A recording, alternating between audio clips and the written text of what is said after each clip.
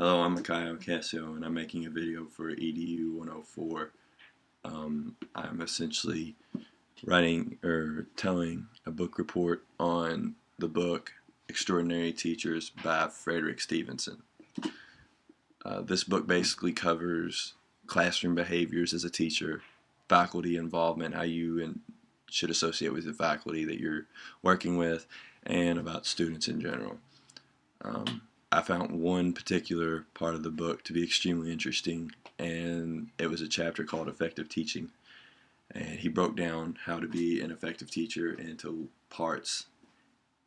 And I believe that me being a biology secondary education teacher this particular chapter would help me, and it should actually help everybody who's becoming a teacher. The first thing it talks about is subject mastery. I believe that you have to know your subject front to back. If you come into the classroom talking about that day you're going to talk about cells, you have to know everything about the cell. You have to know everything that functions within the cell. You have to know everything that the cell has involvement with. And if you don't, then what you're going to teach to the kids could be falsified because of that.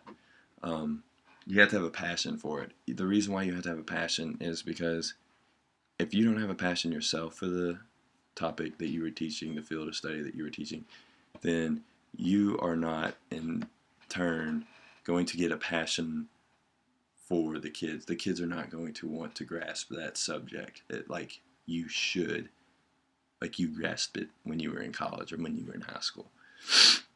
Listening to the students, you have got to listen to these kids. What I mean by that is not just like sit there and like put your ear over the table and trying to see what they're trying to say. No, you gotta let them ask questions. That's the way you figure out where kids are. You have to know where kids are, or it's going to be harder for you to teach. Let them converse upon each other. Let them talk. Let them be able to, figure out by themselves how to figure out what a cell is. How to, have them break the cells down for themselves, and then listen to them. Listen, why? What is wrong? Why is Bob over here struggling with how mitochondria works? And Jill knows that, but she can't understand what a nucleus is. So, if you listen to the students, it'll help your life a lot. It'll make your job become a lot easier. You got to make the subject relevant. If you don't make the subject relevant, then these kids are not going to want to listen to you. They're not going to want to participate.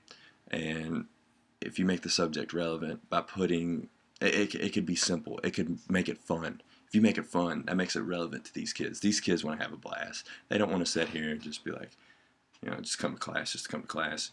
If you make it fun, that makes it relevant.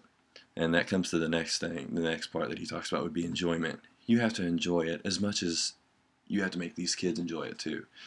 You have to enjoy the fact that you're talking about a cell. You have to be passionate about it, so that way that these kids will enjoy what you're talking about, and they themselves maybe can become passionate about it and do what I did, end up becoming a biology teacher myself just because I enjoyed biology in high school.